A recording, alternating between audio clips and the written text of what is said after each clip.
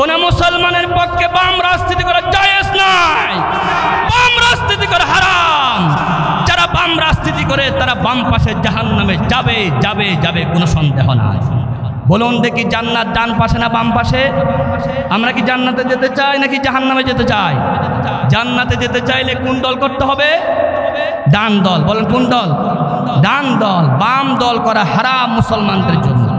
উলামা একরাম বলেন ওই জনসভায়, ওই মিছিলে, ওই মিটিংয়ে যাওয়া মুসলমানদের জন্য হারাম যেই মিছিলে নারায়ে তাকবীর আল্লাহর নামে স্লোগান দেওয়া হয় না।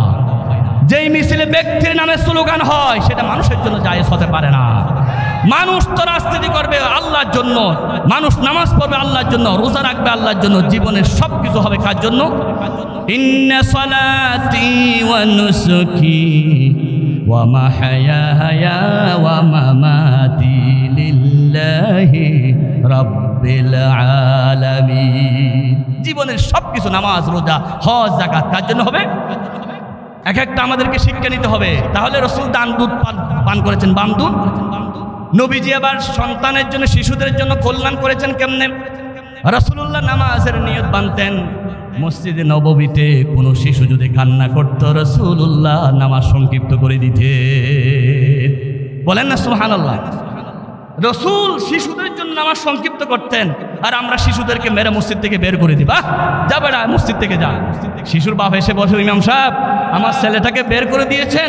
আমার ছেলে না বুঝে মসজিদে ঢুকেছে। আমি বুঝি মসজিদ কত পবিত্র জিনিস। 70 বছর আমাকে একদিনও দেখেছেন? আমি কিন্তু মসজিদে ঢুকি না, কারণ আমি জানি মসজিদ পবিত্র জিনিস। ছেলেটা না বুঝে ঢুকছে, আপনি বের করে দিচ্ছেন কেন? আমরা ছেলেদেরকে বের করে দিই। রাসূলুল্লাহ কল্যাণ করতে গিয়ে ছেলেদের জন্য নামাজ সংক্ষিপ্ত করে দিতেন। সুবহানাল্লাহ। বলেন রাসূলুল্লাহ সাল্লাল্লাহু আলাইহি ওয়াসাল্লাম বলেছেন, আযান দেওয়ার পরে যারা মসজিদে আসে না, আমার ইচ্ছে হয় তাদের ঘরে আগুন লাগাই দিতে, কিন্তু ঘরে শিশু থাকার কারণে আমি রহমতের নবী শিশুদের প্রতি দয়া করে আগুন লাগাই না। সুবহানাল্লাহ। যুদ্ধে কোনো বাহিনী পাঠালে রাসূল বলেন, খবরদার, কোনো শিশুর উপর আক্রমণ করা যাবে না, কোনো নারীর উপর আক্রমণ করা যাবে না, কোনো গাছপালা ধ্বংস করা যাবে না। রাসূলের জীবনে যত যুদ্ধ হয়েছে, 87টা যুদ্ধ, 29টা যুদ্ধ প্রায় রাসূল নিজে সেনাপতির মতো ছিলেন। সব যুদ্ধ মিলে যা নিহত হয়েছে, আহত হয়েছে, সবগুলো মিলে পৃথিবীতে একটা যুদ্ধ তার চেয়ে তার কোটি গুণ বেশি হয়। কারণ রাসূলুল্লাহ সাল্লাল্লাহু আলাইহি ওয়াসাল্লাম সমস্ত যুদ্ধ ছিল আত্মরক্ষামূলক, একটা আক্রমণাত্মক ছিল না। সুবহানাল্লাহ। রাসূল করিম সাল্লাল্লাহু আলাইহি ওয়াসাল্লাম যুবকদের জন্য কল্যাণ করতে গিয়ে, সময় যেহেতু কম, অনেক কথা আমাকে বলতে হবে। আল্লাহ নবী যুবকদের জন্য কল্যাণ করতে গিয়ে হিলফুল ফুজুল সমিতি গঠন করেছেন। কি সমিতি? আমরাও রাসূলের সুন্নত পালন করতে গিয়ে হিলফুল ফুজুলের পরিবর্তে জনকল্যাণ সমিতি গঠন করেছি সুন্নত পালন করার জন্য। সুবহানাল্লাহ বলেন না। শুধু নামাজ পড়া সুন্নত নয়, রোজা রাখা সুন্নত নয়, আমার নবী যা করেছেন সেগুলো করা সুন্নত। রাসূল সমিতি করেছিলেন কারণ কি? মানুষের উপকার করার জন্য, মুসাফিরকে সাহায্য করার জন্য, গরিব মিসকিন অসহায়কে সাহায্য করার জন্য, আর জালেমদের থেকে জালেমকে মক্কা থেকে বিদায় করে দেওয়ার জন্য। আল্লাহু আকবার বলেন। এবার রাসূলুল্লাহর কল্যাণ দেখেন নারীদের জন্য। আমার বোনেরা, অসংখ্য মা বোনেরা এখানে হাজির হয়েছেন। আমার মায়েরা কান লাগান, একটু মন লাগান। আপনাদের জন্য বলতেছে, রাসূল আপনাদের জন্য কি কল্যাণ করলেন। নবীজি যে সমাজে আসছিল, সমাজ তার নাম ছিল জাহেলি যুগ, দ্য এজ অফ ইগনোরেন্স। সেই সমাজের মূল ধাতু ছিল, মূল শক্তি ছিল মাইট ইজ রাইট, শক্তি যার, ক্ষমতা চার।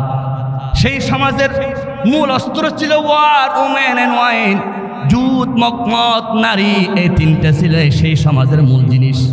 নারী পেলে তারা ভোগ করতো, আর তাদেরকে হত্যা করা হতো। সব সময় মদ পান করত, সব সময় তারা, আমার বন্ধুগণ, যুদ্ধে বিগ্রহ লিপ্ত থাকত। নবী করিম সাল্লাল্লাহু আলাইহি ওয়াসাল্লাম যে যুগে আসছিলেন, সেই যুগে এমনভাবে নারী হত্যা করা হতো। কোরআনুল কারীম পারা নম্বর হলো 14, পৃষ্ঠা নম্বর হলো 12, সূরার নাম হলো সূরাতুন নাহাল।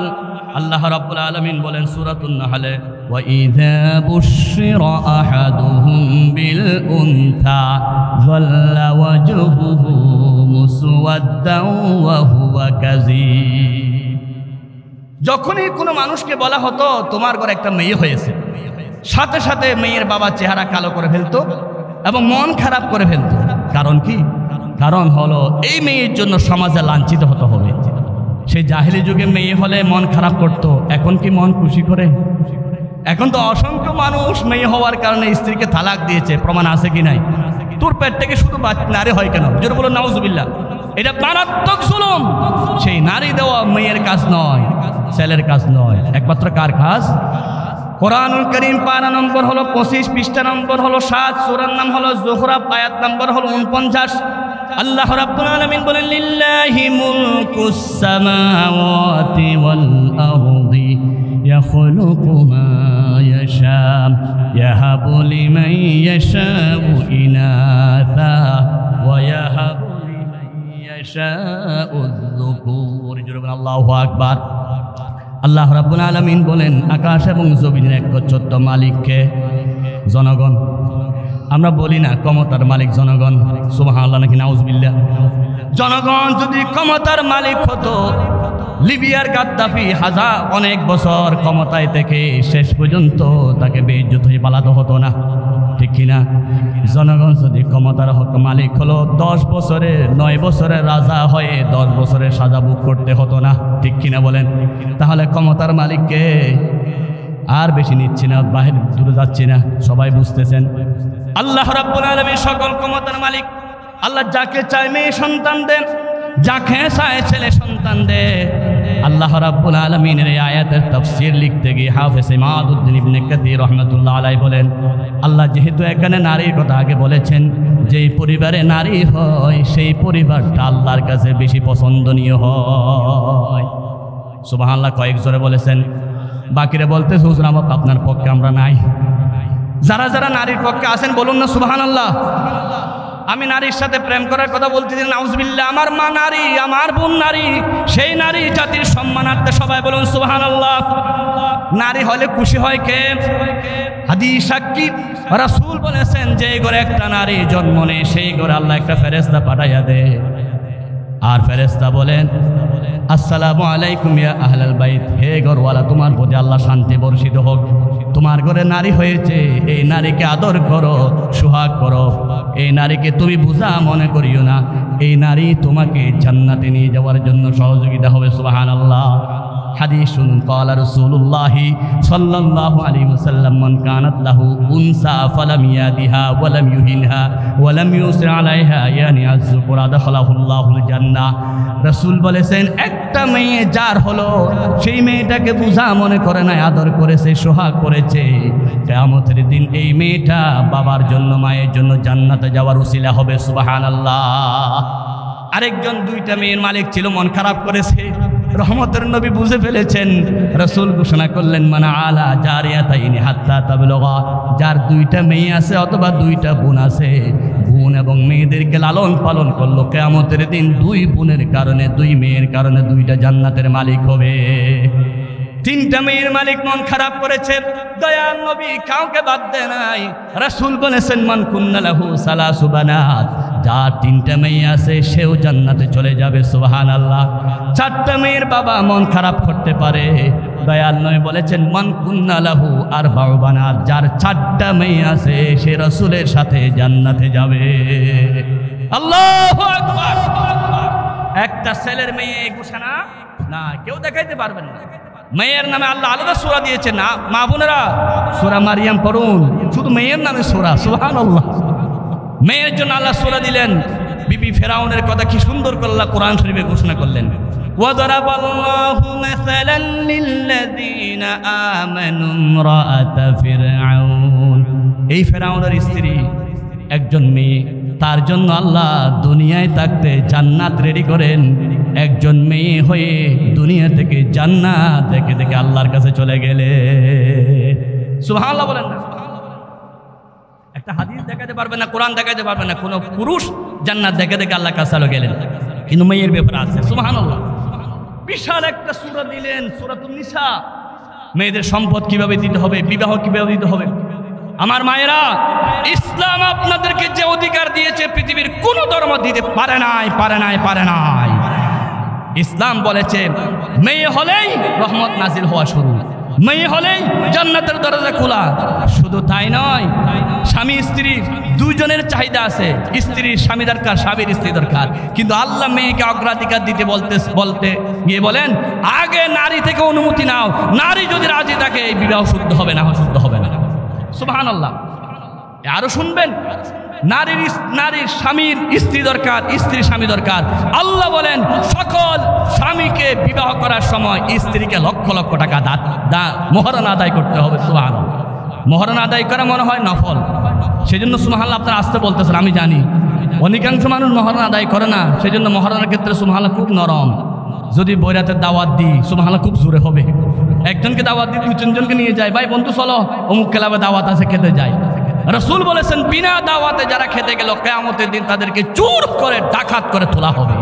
ঠিক কি না? আপনি যাচ্ছেন হারাম খেতে, বৈরাত খেতে, আবার 2-3 জন দেখে নিচ্ছেন, আপনার বাবারা সম্পদ নাকি? আমার ভাইয়েরা, সেই জন্য মহারণা সুন্নত নফল নয়। মহারণা কি? আরো জোরে, যারা ফরজ বলে না মনে হয় তারা স্বীকার করতেছে না। সবাই বলুন কি ফরজ হয় কিভাবে? ভাইয়েরা, দুনিয়াতে জায়গা কিনতে চাইলে আরএস দেখেন, বিএস দেখেন, দেখেন কিনা, নামজারি আছে কিনা দেখেন। ইসলামের আমল দেখতে হলে, জান্নাত পেতে চাইলে কোনো আমল দেখতে গেলে সেই আমলটা কোরআনে আছে কিনা, হাদিসে আছে কিনা দেখতে হবে। কোরআন হাদিস ছাড়া কোনো আমল আমরা গ্রহণ করতে পারি না। সেজন্য আল্লাহ রাব্বুল আলামিন বলেন ফাআতুহুন্না উজুরাহুন্না ফারিদা। তোমার জন্য বাধ্যতামূলক হচ্ছে মহিলাদের মহারণা আদায় করা। মহিলাদের সম্মান কে দিয়েছে? ইসলাম দিয়েছে, কোনো সন্দেহ নাই।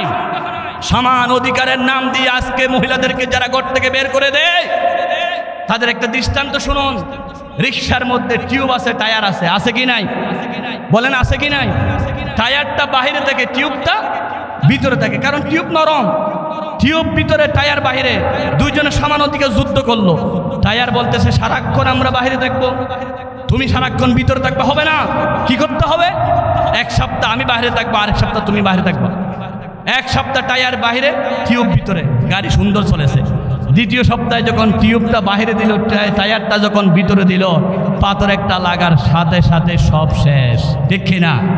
পুরুষ এবং নারীর মধ্যে দৃষ্টান্ত হলো টায়ার এবং টিউব। আল্লাহ রাব্বুল আলামিন নারীকে রানীর মর্যাদা দিয়ে ঘরে রেখে খাওয়াবেন। তুমি ছুটো, বাবার হোটেলে খাবা, বিবাহ হয়েছে স্বামীর হোটেলে খাবা, এরপরে তোমার ছেলে মেয়ে হয়েছে, সন্তানরা তোমাকে রানীর মর্যাদা দিয়ে খাওয়াবে। ঠিক কিনা? তাহলে নারীর কি মর্যাদা আল্লাহ দিয়েছেন? যা কিছু হবে নারীরা ঘরে বসে বসে খাবে। যদি ছেলে নাই, বাবা নাই, আত্মীয় স্বজন নাই, সরকার বাধ্য সেই নারীর সমস্ত কিছু দিতে। সুবহানাল্লাহ। রাসূল করিম সাল্লাল্লাহু আলাইহি ওয়াসাল্লামের দুনিয়া থেকে যাওয়ার পর আবু বকর সিদ্দিক রাদিয়াল্লাহু তাআলা প্রেসিডেন্ট হলেন।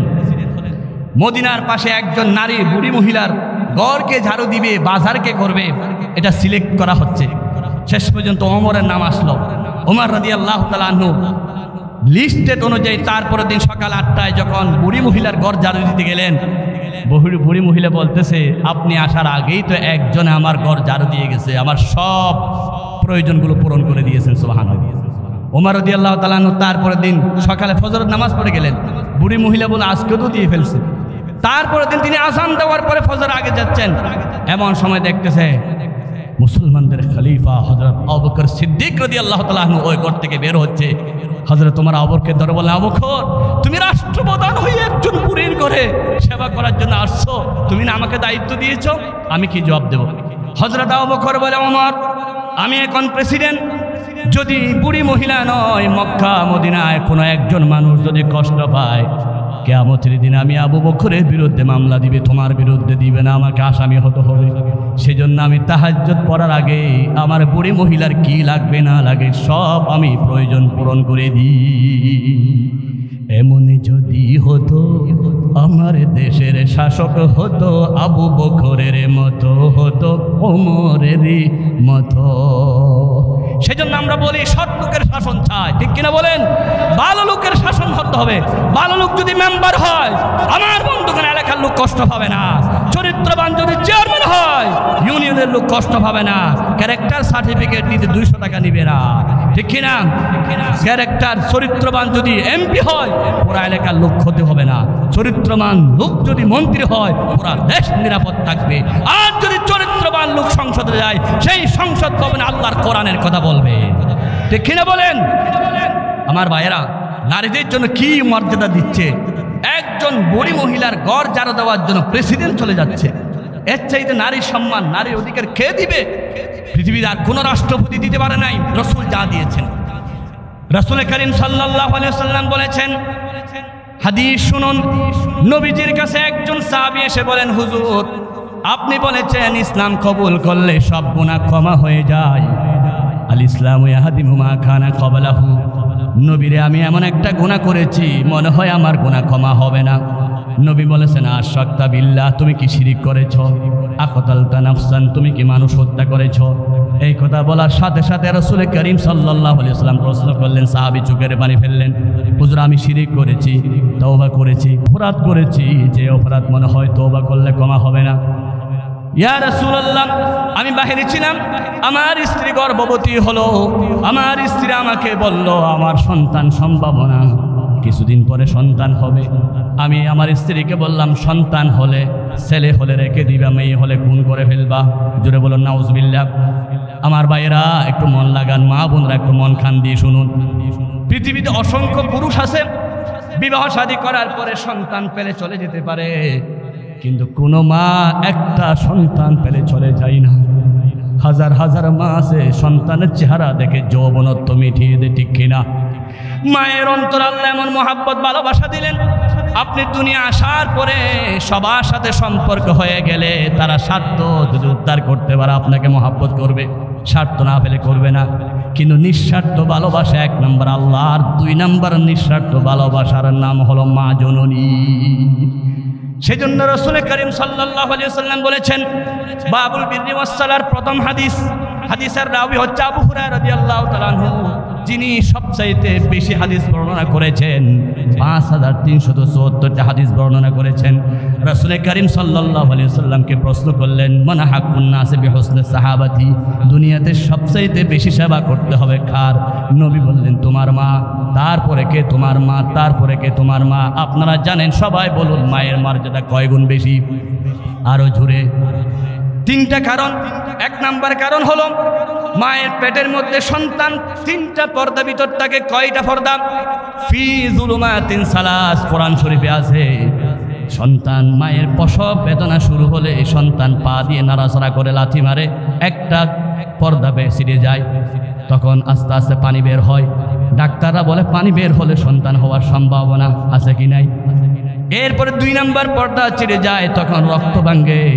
3 নম্বর পর্দা যখন ছিঁড়ে যায় তখন সন্তান দুনিয়া আসে। 3টা পর্দা ভেদ করে, সেজন্য মায়ের মর্যাদা বাবার চাইতে 3 গুণ বেশি।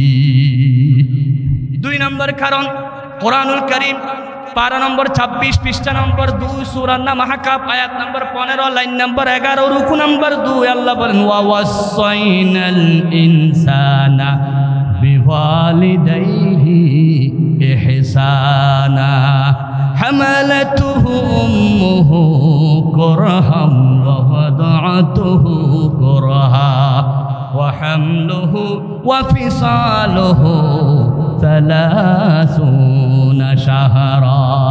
আল্লাহু আকবার। আল্লাহ বলেন, আমি তোমাদেরকে উপদেশ দিচ্ছি, তোমরা মা বাবার সাথে সৎ আচরণ করো। উলামা ইকরাম যারা আছেন তারা জানেন এখানে আল্লাহ ইহসানান মাফউলে মুতলাক ব্যবহার করেছেন। ফাইল মাহযুব আহসিনু, আহসিনু ইহসানান, মা বাবার সাথে সৎ আচরণ করো। বিশেষ করে তোমার মা। 1 নম্বর কারণ, দীর্ঘ 10 মাস তোমার মা তোমাকে পেটে রেখেছে। ওই 10 মাস পেটে রাখা অবস্থায় মা কত কষ্ট পেয়েছে ভুক্তভোগী মা ছাড়া কেউ জানে না। আমার হাতে একটা কিশোর বক্স দেখেন, কিসের বক্স? কিছুক্ষণ পরে এই বক্সটা ডান হাত থেকে বাম হাতে নিব, বাম হাত থেকে ডান হাতে নিব। বাজার থেকে বাজার আনার সময় হাত পরিবর্তন করি কিনা? কিন্তু আমার মা, আপনার মা 10 মাস সন্তানকে পেটে নিয়েছে, পেট পরিবর্তন করার সুযোগ পাই না। সন্তানকে পেটে নিয়ে বাথরুমে যেতে হয়, সন্তানকে পেটে নিয়ে বাথরুমে, সন্তানকে পেটে নিয়ে হাজারো সংসারের কাজ করতে হয়, এমনকি গ্রামে গঞ্জে গড়া কলসি পর্যন্ত কাজে নিতে হয়। কত কষ্ট আমার বুয়া মা বোনদের করতে হয়।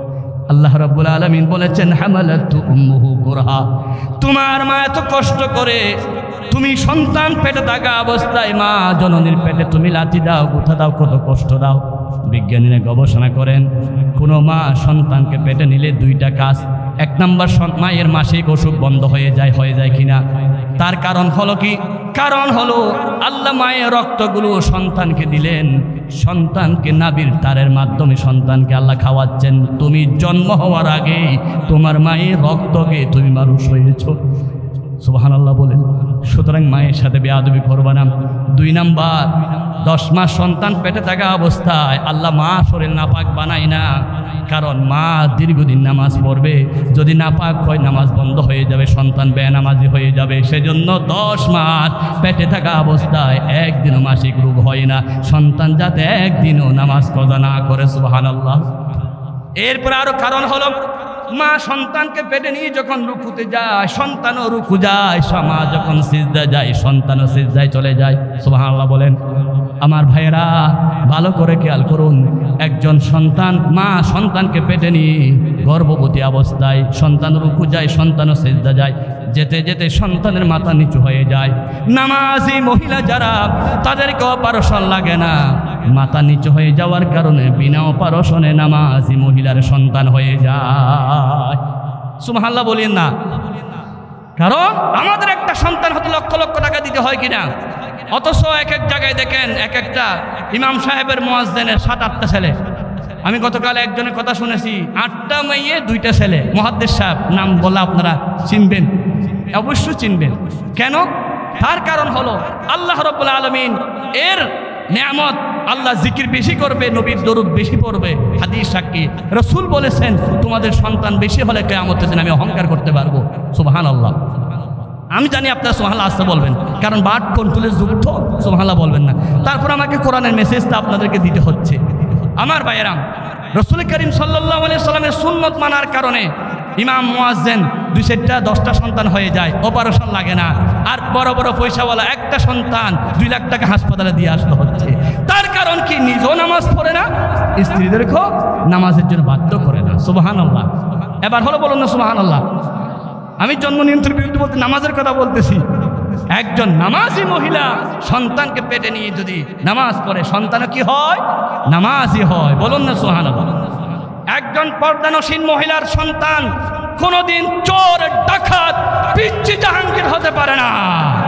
পর্দানসীন মহিলার সন্তান সন্ত্রাসী হতে পারে না, মায়ের গায়ে হাত তুলতে পারে না, বাবার গায়ে হাত তুলতে পারে না। আজকে অসংখ্য সন্তান মা বাবার গায়ে হাত তুলে, শুধু সন্তানের দোষ নয়, কবর নিয়ে দেখুন মা জননী বেপরদা। ঠিক কিনা?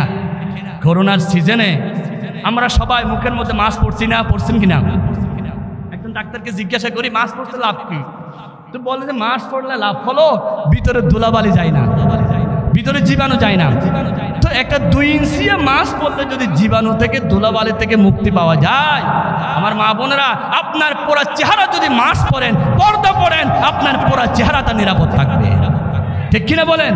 আমরা মাস্কের গুরুত্ব বুঝলাম, কিন্তু পর্দার গুরুত্ব বুঝতেছি না। ঠিক কিনা বলেন আমার বন্ধুগণ? তাহলে একজন মহিলার কি মর্যাদা? আমার ভাইয়েরা, এই মহিলা মায়ের পেটে থাকা অবস্থায় সন্তানের জন্য কষ্ট করেছেন। ডেলিভারির দিন কি কষ্ট করে, ডাক্তাররা বলে 47% ইউনিট ব্যথা হয় 20টি হাড্ডি ভাঙলে, কিন্তু সন্তান জন্ম হওয়ার সময় 56% ব্যথা। মা সব সহ্য করে। শুধু তাই নয়, এই ব্যথার কারণে আল্লাহ রাব্বুল আলামিন বলেছেন মায়ের সাথে বেয়াদবি করবা না।